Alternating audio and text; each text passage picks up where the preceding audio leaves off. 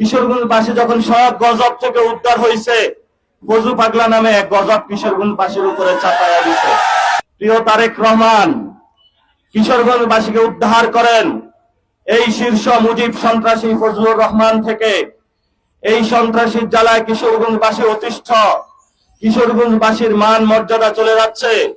ওনারা তাকে রিজেক্ট করতে চায়।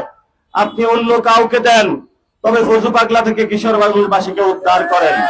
রাজনীতিবিদদের মধ্যে সুন্নি লিডার আছে, অ্যাডভোকেট ফজলুর রহমান ভাই। উনি কি কাউরে ডরায় কথা কয়? আমার পরিষ্কার কথা যে যারা নবীকে ভালোবাসে আমরা তাকে ভালোবাসি। এটা সম্পূর্ণ আলাদা একটা জগৎ, আলাদা একটা কি জগৎ। ঠিক আছে তো ইনশাল্লাহ। তিনি আজকে পাশে রাখলে আমার কাছে ভালো লাগলো। তিনি মুক্তিযুদ্ধের চেতনায় কথা বলেন, স্বাধীনতার সপক্ষে কথা বলেন, একটা দেশ এবং ধর্মের জন্য ওনার কথাগুলো খুবই গুরুত্বপূর্ণ কথা বলেন। ঠিক না বেটি?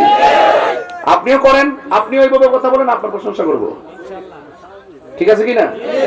তো যাই হোক, আল্লাহ পাক ভাইজানের হায়াত ও বরকত দান করুক। আর একটি কথা বলি, আমরা সবাই সুন্নি, কথা বল ঠিক কিনা? আমরা সবাই সুন্নি। আমরা মানুষের তরে কাজ করতে চাই, মানুষের তরে ধর্মটাকে প্রেজেন্টেশন করতে চাই এবং সার্বভৌমত্ব সুরক্ষায় মুক্তিযুদ্ধের চেতনায় আমাদের ফজলুর রহমান ভাই যেভাবে কথা বলে, আমরা যেভাবে কথা বলি, আল্লাহ পাক যেন ভাইজানকে সুস্থতার সাথে নেক হায়াত দান করে, আমিন পড়েন। আমি জীবন বাজি রেখে কথা বলি, এটা কি অবিশ্বাস হয় আপনাদের? বিশ্বাস হয় কিনা বলেন? আপনারা কি আমাদের সাথে আছেন? কারা কারা আছেন দুই হাত তুলে দেখেন ইনশাআল্লাহ।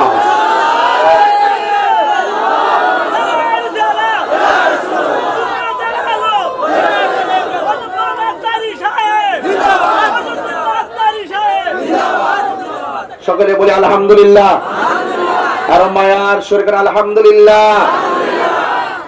আমার ভাইয়েরা, আপনাদের খেদমতে আমি কি কথা বলবো? রমজান মাস কয়টা রোজা চলে গেছে? 11টা গেছে। আপনারা ভাবতেছেন যে তাড়াতাড়ি রোজা যায় না কেন? যারা একটু বেরোজগার এরা তো এদিক, যারা ফেটটা খায়া আই মজে না, এরা তো এটাই চা। ঠিক নেই? আর রোজাদাররা যারা অরিজিনাল রোজাকে যারা মহব্বত করে, তারা আল্লাহ নিয়ামতটা নিও না, আরো বাড়াই দাও। আর কবরে যারা শুয়ে আছে তারা বলতেছে আল্লাহ এই রোজা নিও না, এত আরাম, এত সুখ, এত শান্তি। তো অন্তত আমরা আমাদের কবরবাসীর জন্য তো আজকে দোয়াটা করতে পারবো যে আল্লাহ রমজান মাসে কবরবাসীকে সুখ দিছো। আল্লাহ এই রমজান মাস উপলক্ষে জাহান্নামের দরজায় তুমি তালা দিছো। এই রমজান মাস উপলক্ষে শয়তানকে শিকল দিয়ে বাঁধছো। এই রমজান মাস উপলক্ষে আসমানের দরজা খুলছো। এই রমজান মাস উপলক্ষে জান্নাতের দরজা খুলছো। আল্লাহ একটা ফরিয়াদ করি, কবরবাসীর কবরটাকে কিয়ামত পর্যন্ত জান্নাতবাসী করে দাও। আজকের মাহফিলে এর চাইতে বড় চাওয়া কি আর আছে? নাই। আমরা যদি তাদের জন্য দোয়া করি, আমরা মারা যাওয়ার পরে আমাদের জন্য মানুষ দোয়া করবে। ঠিক না বাবা? তো আজকে 11তম রোজা। এই রোজার পর লাস্টে কিন্তু 10 দিন আছে, আসেনি? আপনারা এখন থেকে রেডি হন। গরু আছে কয়া দূরে সরে দেখেন না। লাস্টের 10 দিন আপনারা ইতিকাফ করবেন। কেউ যদি 10 দিন ইতিকাফ করে, মরার আগে মরে আর কি, বজিবত ফালায়া পরিবার পরিজন ফালাই মসজিদে 10 দিন করে, তখন এই 10টা দিন যদি কেউ মসজিদে গিয়ে ইতিকাফ করে, রাসূল বলেন তার আমল নামায় 2টা হজ 2টা উমরার সওয়াব দেওয়া হবে। অনেক গুরুত্বপূর্ণ না ভাই? এই 10টা দিন আপনারা সিলেক্ট করেন। যুবক ভাইরা একটু উদ্বুদ্ধ হও, মসজিদটা অনেক সুন্দর দেখা যাবে। মসজিদে গল্প করা যাবে না, কোরআন শরীফ পড়তে হবে। ঠিক কি না?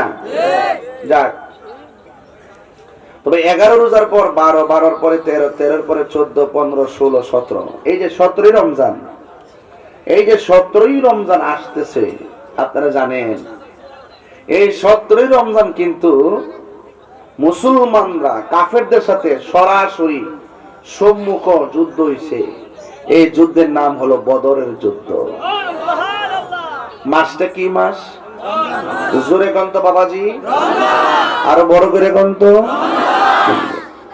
রমজান মাসে কাফেরদের সাথে মুসলমানদের প্রথম যুদ্ধ, সাধারণ জিনিস না কিন্তু। রোজা রাখিয়া বেঈমানদের সাথে ইমানদারের যুদ্ধ, কথা কোন ঠিক না বেটি? তো যাই হোক, আপনাদের খেদমতে আমার কথা হলো, চালাও সে পথে যে পথে তোমার প্রিয়জন গিয়েছেন চলি। এই প্রিয়জন হলো সাহাবায়ে কেরাম, তাবেঈন, তাবে তাবেঈন, আইম্মায়ে মুজতাহিদিন, সালফে সালিহিন, মুতাকাদ্দিমিন, মুতাআখিরিন, ওলি আব্দুল গাউস, কুতুব, পীর মাশায়েখ, পীর মুর্শিদ। কথা বলেন ঠিক কি না? এই প্রিয়জনদের পথে আমাদেরকে চলতে হবে। যারা প্রিয়জন তারা হলো আল্লাহর ওলিগণ। আজকে বড় কষ্ট লাগে ওলি আল্লাহর মাজার ভাঙতে যায়। সিন্নি খাইল কার দ্বারা? মোল্লা চিনলেন না। এই দেশে ইসলাম আনছে আল্লাহর ওলিগণ, আর আপনি জানেন ওলি আল্লাহর মাজার ভাঙে লেতে। এটা ঠিক না। এটা কি না? ওলি আল্লাহর মাজারকে জিয়ারতের জন্য সুরক্ষা দিতে হবে। আর যদি কোনো মাজারে অসামাজিক কাজ হয়, অশ্লীল কাজ হয়, সেইগুলোকে প্রতিরোধ করতে হবে। মাথা ব্যথা হয়েছে দিকে কি তা মাথা কাটতে ফেলে দিবেন না? ওষুধ খাইতে দিব? ওষুধ খাইতে মাথা উকুন হয়েছে এলে মাথা কাটতে ফেলে দিন না, সামনে তুলে ফেলাই দিন না। ইংলিশ উকুন না, শুধু শ্যাম্পু দেন, সব যাবো। ঠিক কিনা? তো যাই হোক, আমি বুঝাতে চাইতেছি ইসলামটা বেশি কঠিন না, ইসলামটা অনেক সহজ। যদি আপনি ইসলামটাকে সহজভাবে ধারণ করতে পারেন, আর যদি সহজভাবে ধারণ না করেন, তাহলে এই রোজাকে আপনার কঠিন মনে হবে। প্রেমিক বলতেছে রোজা কঠিন না, রোজা এই জন্য রাখবো, রোজা এই জন্য রাখবো যেন আল্লাহর হাত থেকে আমরা পুরস্কারটা নিতে পারি। তবে আল্লাহ পাকের কুদরতি হাত মুবারক থেকে আপনি পুরস্কার নিবেন আল্লাহকে দেখে দেখে। তো এইটা যদি দেখতে চান আর পুরস্কার নিতে চান, আপনাকে যোগ্যতা অর্জন করতে হবে না?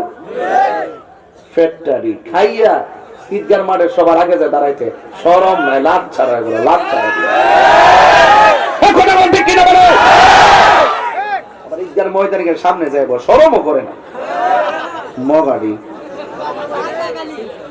রমজান মাসে হোটেলে যায় দরজা লাগায় একা কু খাই গেলাম কথা বলে গেল। আরে আমার মায়া ছোট্ট ছোট মেয়ে 10 বছর 11 বছর পড়ছে, এখন রোজা ভাঙতে পারতেছি না। ছোট বাচ্চাটা পর্যন্ত রোজা থাকার জন্য কি আগ্রহ, সেহরি খায়া গোমা। আর অত বড় বম্বা